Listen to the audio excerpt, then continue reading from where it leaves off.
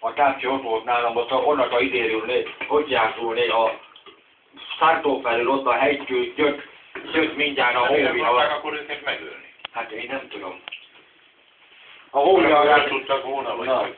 Akkor nem egy nagy, ez egy rossz kapás volt rajtam, most akkor a hóviar, akkor mondom, az Istenét neki, hát így nézem a távcsőről, jön rám a hóviaron, egy ilyen kör alakú, mint egy úgy vissza oda őket. Ez is lehet, hogy az időjárás is tudja. Nem, a nyomot tüntették el, a 100% ide ne tudjak felállni.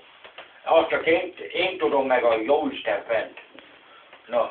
Hát a nyomokat hát ott voltak utána másnap reggel, nem azt Hát ide figyelj már átmutatták a területet, nem?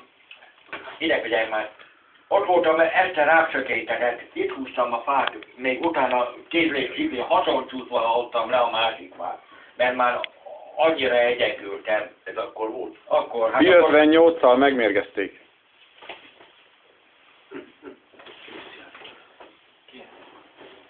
Megint jönnek kopott.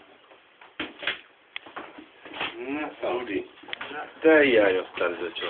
No, hát te hiányottál, hogy beszél? Traktorista, hát na. Szia. Szervusz, kérlek szépen. Szervusz. Hello.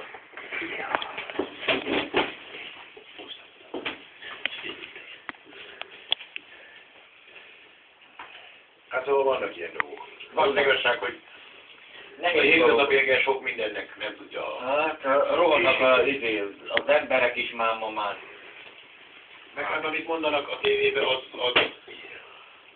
az a felese, vagy a negyedese. Ja.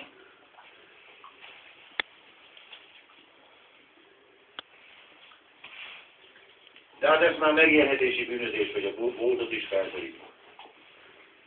Fejenet akartam volna menni, hát.